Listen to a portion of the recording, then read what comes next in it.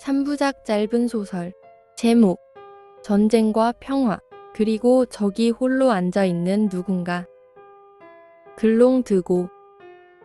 2부. 들떴다. 설렜다. 그런 문자와 통화들로 인해 내 몸은 더 후끈 달아오르는 것도 같았다. 얼마나 알을 사랑하면 전쟁이라고 하는 긴박하고 극단적인 상상을 불러들이면서까지 네가 너의 감정을 내게 전달하려고 할까 하는 뭉클한 생각도 들었다.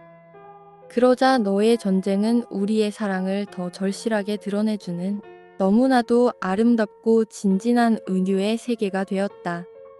전쟁은 위대한 사랑을 낳는다는 말도 있지 않은가. 만나서 함께 있을 때에도 가끔은 네가 그런 전쟁의 언어로 나를 몰아쳐 주기를 바랄 만큼 나는 정말로 빠르게 변했던 것이다. 그러나 만나서 함께 있을 때에 너는 전혀 그렇지 않았다. 아니, 전혀 그럴 수 있는 사람 같지가 않았다.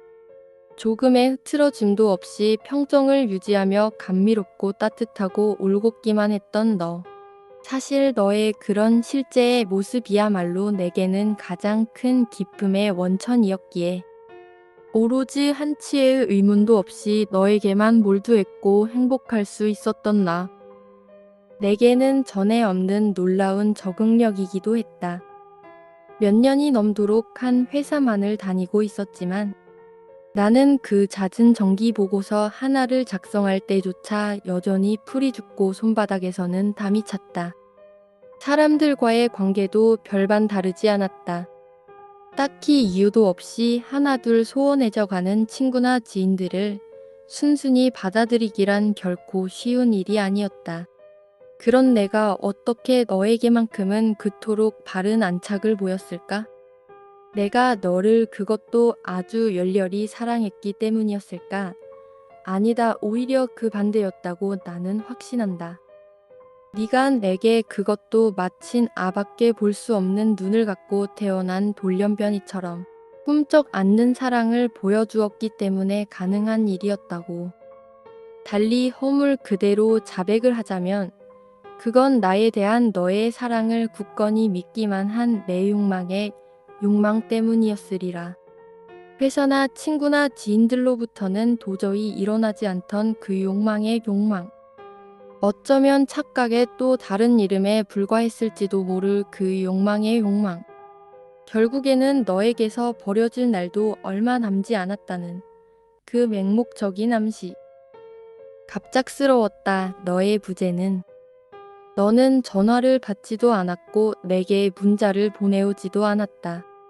서로에게 어긋나거나 비틀어질 만한 일은 단연코 한 번도 없었건만.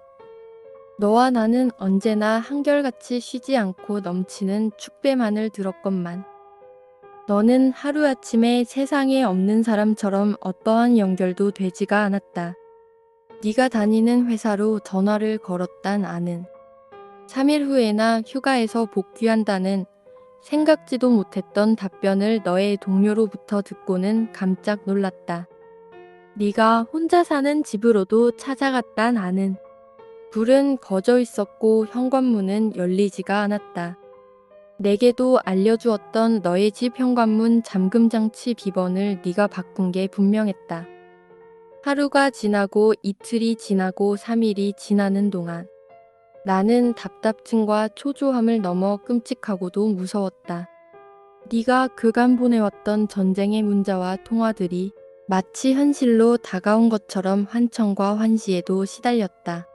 나는 어느덧 나도 모르게 네가 했던 식으로 너에게 문자를 보내고 있었다.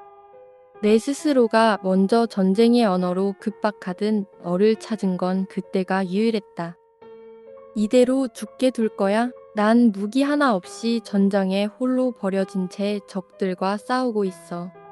세상이 온통 무법자고 약탈자야. 주변엔 먹을 것도 하나 남아있지 않아. 거리는 온통 화염과 포연에 휩싸여 있어. 앞을 볼 수가 없어. 숨을 쉴 수가 없어. 빨리 와, 무슨 일이야? 내가 지켜줄게. 아닌, 네가 날 지켜줘야 해. 드디어 네가 휴가를 마치고 복귀하기로 한 날이 밝자 나는 아침 일찍부터 네가 다니는 회사가 있는 건물 앞으로 가 너를 기다렸다. 출근 시간이 가까워지자 평상시와 하나 다를 게 없는 여유롭고 자신만만해 보이는 모습에 네가 보였다. 나는 얼른 다가가 너에게 자초지종을 물었다. 너는 당황하는 기색이 역력했다. 돌연 너의 핸드폰을 꺼내더니 잠시 후 주머니에 있던 내 핸드폰에서 알림음이 들려왔다. 너는 나를 앞에 두고서도 말이 아닌 문자를 보냈던 것이다. 황당했다. 그 상황에서도 일상이 아닌 굳이 전쟁의 언어를 찾은 네가 어찌됐든 네가 보낸 문자를 재빨리 확인하는 사이 너는 유유히 회사 건물 입구 쪽으로 가는 게 느껴졌다. 그런데 나는 내게서 멀어지다가 이내 회사 건물 안으로 완전히 사라지는 너를 멍청이 바라만 볼 수밖에 없었다. 방금 네가 보낸 문자의 터무니없는 내용 때문이었다. 전쟁은 끝났어. 그만해 우리. 그것이 너의 이별 통보라는 걸 알아채는 데는 채 1분도 걸리지 않았다. 나는 솥살같이 네가 사라진 그 건물 안으로 들어갔고 너의 이름을 불렀다. 로비 안에 있던 모두가 놀란 눈으로 나를 쳐다보는 게 느껴졌지만 너만은 나를 돌아보지 않았다. 곧이어 너는 엘리베이터 안으로 사라졌고 동시에 나는 나를 미친 사람쯤으로 판단해 황급히 달려온 경비원에 의해 제지를 당했다. 아무리 발악을 하고 몸부림을 쳐봐도 나는 그 건장한 체격의 경비원을 제칠 수 없었다. 눈물, 콧물, 침, 땀 할 것 없이 몸속에 있던 모든 액체도 그런 내가 안타까운 듯 일제히 밖으로 쏟아져 나왔다. 급기야 경비원에 의해 내 한쪽 팔이 뒤로 꺾인 채 나는 건물 밖으로 쫓겨났다. 너에 의해 너의 안에서 너의 밖으로 버려진 순간인 셈이었다. 연애는 규칙 생활이다. 그걸 일방적으로 깨버린 너로 인해 그날 이후 나는 마치 지진 위에 서 있는 사람처럼 그 불안이 멈추지 않았다. 매일같이 너에게 연락을 해야 했고 매일같이 너를 찾아가야 했다. 그러지 않고서는 견딜 수가 없었기에 그러나 너에겐 아무런 소용이 없었다. 마치 숙주를 찾아 스멀스멀 기어오는 기생충을 바라보듯 너는 나를 멀리했고 외면했다. 내가 죽는 꼴을 보려고 그래?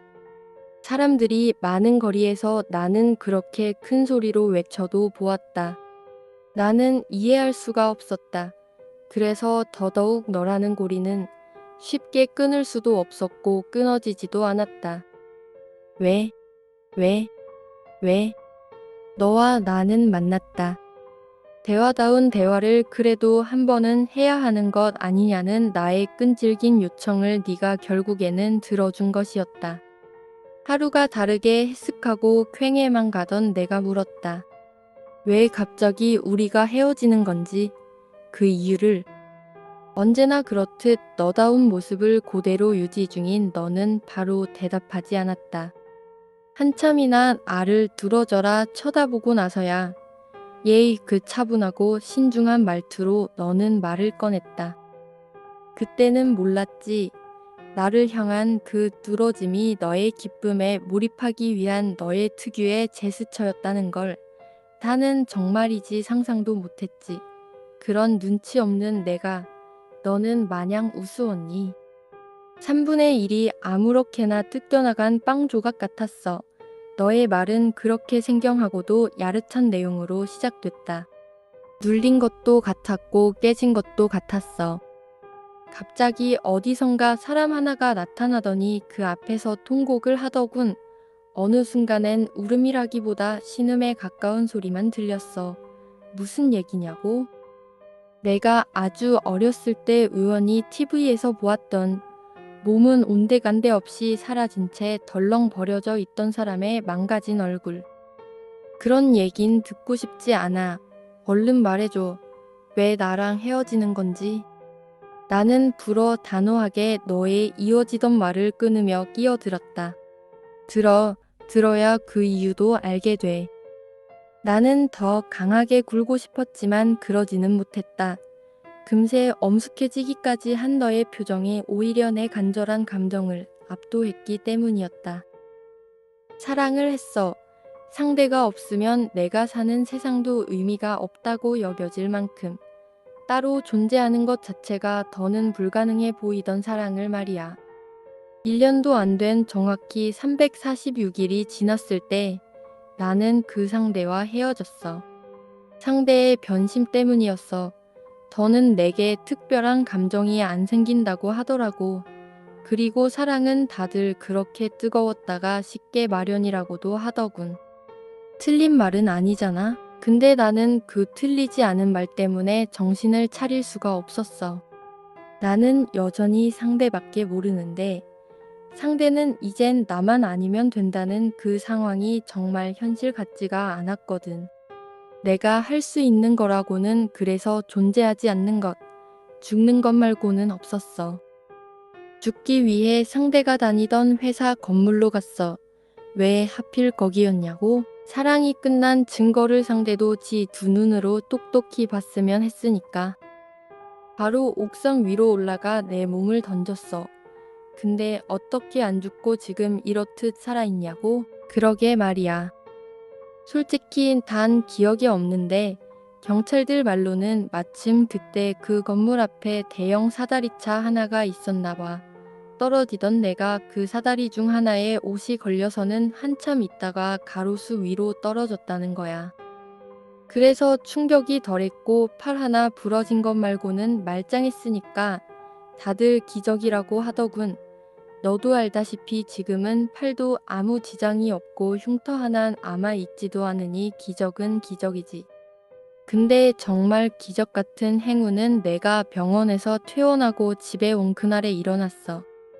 그냥 눈물만 쏟아지더군. 아무리 멈추려고 해도 아무리 시간이 흘러도 내 눈물은 마르지가 않았어. 그러다 어느 순간에 거울에 비친 나를 보게 됐어. 그때 내가 아주 어렸을 때 우연히 TV에서 보았던 바로 그 얼굴이 떠오른 거야. 어느 때부턴가 나도 모르게 심연 깊숙한 곳에 묻어둔 채로 잊고만 지냈던 그 얼굴이. 몸도 없이 뜯겨진 채로 홀로 나뒹굴고 있던 그 해괴망측한 얼굴이. 그러자 그 얼굴 앞에서 그 당시 내가 느꼈던 감정이 어떤 것이었는지도 그날에서야 처음으로 명확히 알게 된 거야. 그건 희열이었어. 공포, 두려움, 슬픔 같은 눅눅한 그딴 감정이 아니라 난 그 끔찍한 얼굴 앞에서 바르르 떨려오는 벅찬 감동을 느꼈던 거라고. 그러고 나니깐 내 기억에도 없던 그날의 풍경까지 죄다 되살아나는 거야. 신기했어. 그래, 전쟁 중이었어. 작은 불악이었는데 여기저기서는 폭탄이 터지고 불탄 잔해와 연기만이 가득했어. 그 황폐더미에서 바로 그 흉측한, 망가진 얼굴이 쓸쓸히 나뒹굴고 있었던 거라고. 그게 영화였는지 다큐였는지 아니면 뉴스 화면이었는지는 모르겠어. 어찌됐든 그날부로 난 제대로 된 내 삶을 살게 된 거야. 내 진정한 기쁨이 무엇인지를 비로소 알게 됐으니까. 너는 왜 살아? 갑작스러웠다. 너의 질문은 나는 딱히 떠오르지도 않았지만 생각하고 싶지도 않았다. 느끼기 위해서야, 안 그래? 내가 원하는 바를 무엇보다도 그 감정과 그 기분을 누리기 위해서 그 기쁨을 붙잡는 거야말로 행복이니까. 네가 무슨 말을 하는 건지 모르겠어 난. 파괴. 뭐? 누군가를 파괴하는 게 내겐 기쁨이야. 그로 인해 난 행복하게 살아가는 중이고. 누군가 가지고 있던 평화, 외로움에 찌들어서 쓸쓸해만 보이던 누군가의 그 평화. 사람들은 잘 몰라 외로움이 얼마나 평화로운 상태인지를 격한 상황에 놓여서 처참하게 무너져 봐야 깨닫지. 그 숨죽여 지탱할 만큼 조용하기만 하던 그 쓸쓸함의 평온을. 난 그런 사람들을 물색하고 사랑을 하고 결국엔 버려. 어쩔 수가 없어. 아까도 말했다시피 그게 내 기쁨이고 행복이니까. 그걸 느끼기 위해서 사는 거니까. 그러니까 지금 너는 나를 버리기 위해선 내게 접근했고, 내 말이 채 끝나기도 전에 너의 대답이 먼저 들어왔다. 짧지만 확고했다. 응. 어떻게 그럴 수가 있어. 사랑하는 사람 때문에 죽을 생각까지 했었다며? 그런 네가 어떻게. 내 기쁨을 내가 모르던 때의 일이야. 더 이상 나는 그럴 일이 없어. 나 때문에 누군가가 스스로 목숨을 끊으면 또 모를까, 안 그래? 사이코. 네가 내게 고작 저오른 말이 그거니? 뭐? 너의 말이 길어지면 길어질수록 너의 말은 훨씬 더 괴팍했고 기이하기까지 했다. 나를 만나는 동안 너는 나를 네가 어렸을 때 보았다는 그 끔찍한 얼굴로 만들기 위해서라도 그때와 똑같은 전쟁이라는 문자와 통화가 필요했다는 것이었다. 너의 말 맞다나 너의 그 기쁨을 붙잡는 게 너의 행복이니까. 실제의 모습에서도 그랬다면 더욱더 실감났을 텐데 왜 그러지는 않았냐고 물은 내게는 다음과 같은 뻔뻔함을 보였다. 그럼 너의 눈에 내가 사랑스럽게만 보였을까? 네가 나하고 계속 만나고 싶었겠냐고? 좀 전에 네가 한 말처럼 그냥 나를 사이코라고 폄하하고는 그만뒀겠지. 안 그래? 그럼 내가 아군이 아니라 적군을 만난 거였냐는 내 물음에는 또 다음과 같이 말했다. 세상에 아군 같은 건 없어. 세상과 타인을 보다 더 사랑하기 위해서라도 자기 자신을 먼저 보살피는 게 중요하다고. 말 같지도 않은 말 하지 말라고 해. 그건 그냥 명확한 자기 합리화일 뿐이니까 오로지 자기 자신만이 선이고 정이야. 너는 전쟁의 끝과 너의 이별의 상관관계를 누차 강조하기도 했다. 상대 진영을 초토화시켰을 때 전쟁은 비로소 끝이 나. 내 이별도 그래. 너를 만나는 동안 너에 대한 내 감정은 분명 사랑이었어. 그런데 사랑이 이별을 고하게 된 건 나밖에 모르게 된 너의 사랑 때문이었다고. 내 예상보다는 너무 빨리 끝나서 조금은 당황스러웠지만, 그러니까 너의 말은 내가 너를 너무 사랑한 순간 내 진영도 완전히 박살났다는 뜻이구나. 응, 날 사랑하긴 했니? 말했잖아.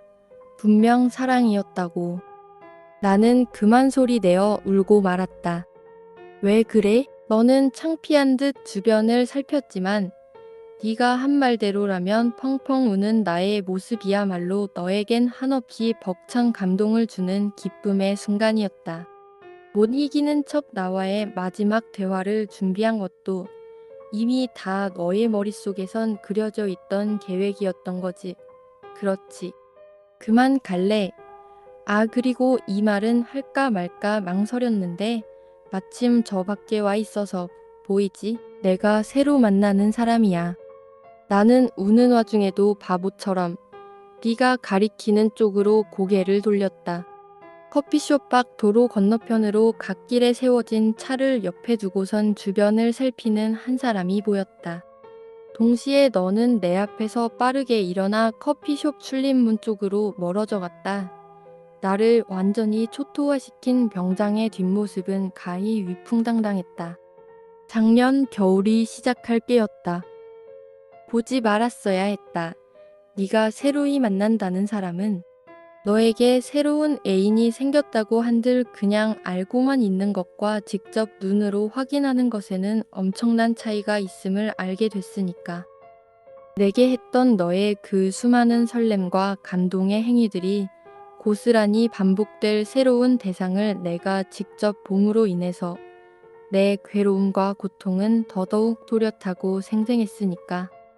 물론 그마저도 다 너의 미리 짜놓은 계획이었을 테지. 그렇지. 결국 3개월도 채우지 못한 시간 만에 빠르게 폐허가 되어버린 나란 도시는 재건은커녕 더 빠르게 몰락해가는 것만 같았다. 다니던 회사도 그만둬야 했다. 회사 일에 충실할 수가 없었다. 내가 누리던 일상만 흔들린 건 아니었다. 기쁨이든 슬픔이든 아픔이든 환이든 그 밖에 어떠한 감정들도 온전히 내 것이 되지를 못하고 겉돌기만 했다. 내가 집중할 수 없는 내 삶은 지옥 그 자체였다. 몇 달이 지나고 어느 날 나는 너를 보았다. 순전히 우연이었다. 너의 옆에는 너와 내가 마지막으로 만났던 커피숍에서 창 너머로 네가 내게 소개를 해줬던 그 사람이 있었다. 한번 얼핏 보았음에도 내게는 당최 지워지지 않는 날이었기에 어두운 밤 후미진 길에서도 단번에 그 사람과 동인일이라는 걸 알 수 있었다. 그런데 갑자기 네가 주저앉았다. 그가 너의 얼굴을 향해 주먹을 날린 것이었다. 나는 깜짝 놀랐지만 섣불리 다가가지 못했다. 곧이어 주저앉은 너의 몸 위로 그의 거침없는 발길질이 이어졌다. 너는 온몸을 웅크리고 두 팔로 감싸 안으며 방어를 하고는 있었지만 어떠한 비명도 살려달라는 외침은 더더욱 없었다. 잠시 후 그가 씩씩대며 내가 서 있던 쪽으로 걸어왔다. 나는 얼른 모퉁이 쪽으로 몸을 숨겼고 그는 다행히 내가 있는 곳과는 반대편으로 향했다. 또라이, 미친 새끼, 아, 멀어지던 그가 갑자기 온몸을 뒤로 젖히며 소리를 질렀다. 나는 소스라치는 얼굴로 그를 지켜보다가 네가 있는 곳으로 서둘러 뛰어갔다. 걱정스런 마음과는 달리 쓰러져 있던 너의 몸 위로 내 손이 바로 가지는 않았다. 나는 조심스럽게 말을 건넸다. 괜찮아? 조용히 고개를 들던 너의 얼굴에선 이미 입술이 터져서 피가 흐르고 있었다. 나는 휘둥그레진 얼굴로 쭈그려 앉으며 너의 늘어진 몸을 부축하듯 너의 어깨를 부여잡았다. 무슨 일이야? 너도 나를 바로 알아보는 눈치였다. 그러자 의미를 알 수 없는 묘한 웃음을 흘렸다. 신경 쓰지 마. 무슨 일인데? 일어날 수 있겠어. 일단 병원으로 가자. 내가 부축해줄게. 신경 쓰지 말래도. 네가 버럭 소리쳤다. 나도 지지 않고 따라서 언성을 높였다. 어떻게 신경을 안 써 사람이 이 지경이 됐는데. 신고는 이따가 하고 병원부터 얼른 가야. 신고? 네가 이번에는 박장대소하듯 큰 소리로 웃었다. 그러고는 예의 또 그 차분하고 신중한 말투로 너만이 할 수 있는 말을 꺼냈다. 나 같은 사람은 도저히 생각지도 못할. 넌 지금 내가 고통스러워하는 것처럼 보이니? 아, 물론 몸이야 좀 아프지. 근데 너무 좋아. 이 빨라지는 내 심장 박동 소리가 안 들려? 이 환희에 찬 낸 눈동자가 안 보이냐고. 뭐? 폐잔병의 저항 같지만 결국 무너진 항복에 불과해. 얼마 전에 내가 저 사람한테도 전쟁은 끝났으니 그만하자고 했거든. 하하. 그래. 너보다는 시간이 조금 더 걸리긴 했지만 이번에도 어렵진 않았어. 왜들 하나같이 그래? 왜 외로운 사람들은 그리도 무방비 상태로 지내느냔 말이야. 저게 침범이 안 두려워? 하하. 이 정도는 감수해. 더한 폭력도 얼마든지 감내할 수 있어. 설사 그러다 죽는 한이 있더라도 그게 내 기쁨이고 내가 살아가는 이유인걸. 난 어쩔 수가 없어. 정말 미쳤구나. 너 사이코? 하하. 넌 아직도 내게 그 말 말고는 떠오르는 게 없니? 나는 너를 부여잡고 있던 내 양손을 거칠게 내려놓으며 몸을 일으켰다. 왔던 길로 서둘러 돌아갔다. 너의 기분 나쁜 웃음소리가 들려오자 나는 있는 힘을 다해 도망치듯 달렸다. 내 생애 최고로 무섭게 소름 끼치는 밤이었다. 올여름이 막 시작할 게였다. 지루했다. 내 삶은 지루하다. 내 삶은 그 원인이 어디에 있는지는 살면서 한 번도 진지하게 생각해 본 적이 없었다. 다만 너를 만났던 작년 며칠만큼은 그 지루한 삶에서 제외하고 싶다가도 이제는 잘 모르겠다. 너를 만나는 동안 내 사랑은 깊었으나 내 삶도 그만큼의 깊이를 누리고 있었는지에 대해서는 네가 강한 의문을 던져주었기 때문이다. 그로 인해 나는 더 이상 믿지 않는다. 전쟁에는 승자도 패자도 없다고 하는 따위의 말도 그건 오히려 승자가 만들어낸 자신의 노골적인 폭력이자 공격을 정당화시키는 궤변으로 작동될 뿐이다. 엄연히 세상은 승자가 일궈낸 영역 안에서 그 성취를 만끽하는 자들이 득실되고 있지 않은가. 반면에 나는 이제는 믿는다. 너의 말을, 너는 너의 방식대로 너의 기쁨만을 향해서 전진해 가고 있지 않은가. 그것도 매우 이기적이긴 하지만 충실하게 말이다. 그것이야말로 어찌 보면 삶의 기본 자세인 동시에 승자가 될 수 있는 자질 중에서도 본질이다. 그러니 너의 피 묻은 얼굴조차 영광의 상처라고 자인하는 너를 나는 이제는 믿을 수밖에 없다. 내가 패자라는 너의 인식도 그래서 이제는 받아들인다. 그것도 무척이나 서럽게. 아울러 지금껏 살면서 어떠한 상황에서도 승패를 가르는 방식으로 한 번도 생각을 해보지 못했던 나를 내 스스로가 먼저 반성해야만 할 것도 같다. 세상 어떠한 일도 심지어 사랑하는 관계마저도 전쟁과 하나 다르지 않으며 우리 모두는 그 전쟁 속으로 제각각 떨어진 용병이란 사실을 잠시도 잊어서는 안 될 것이다. 그래야만이 더 무너져 내리기 전에 나란 도시를 재건할 수 있을 것이며 네가 말하는 그 망할 놈의 진짜 행복이란 것도 내가 한 번쯤은 경험하게 될 것이다. 주말 저녁, 나는 지금 여기 이 술집 안에 와 있다. 너와 내가 처음 만났던 그날에 네가 앉았던 자리에 내가 앉아서 내가 앉았던 자리에 홀로 앉아 있는 누군가를 지켜보고 있다. 너에 대한 미련이라고 봐도 좋다. 그게 아니라 드디어 삶의 잔인한 속성을 깨달은 내가 승자의 기쁨을 얻기 위한 첫 도발을 시도 중에 있다고 봐주면 더더욱 좋다. 어찌됐든 지금 나는 자리에서 일어나 저기 홀로 앉아있는 누군가에게 다가간다. 약간의 거리를 두고서는 그에게 정중하게 말을 꺼낸다.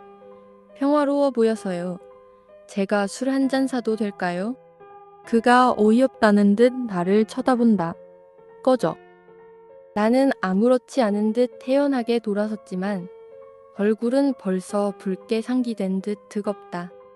자리로 돌아와 앉은 나는 술을 더 시킨다. 마신다. 또 마시고 또 마신다. 나는 아직 전쟁을 치를 준비가 안 되어 있나 보다. 갑자기 터진 눈물이 내 시야를 괴롭힌다. 세상은 그냥 물속이다. 숨을 쉬기 위해서라도 얼른 여기를 빠져나가는 수밖에 현재로서는 달리 방법도 모르겠다. 2부 끝, 3부에서 이어집니다.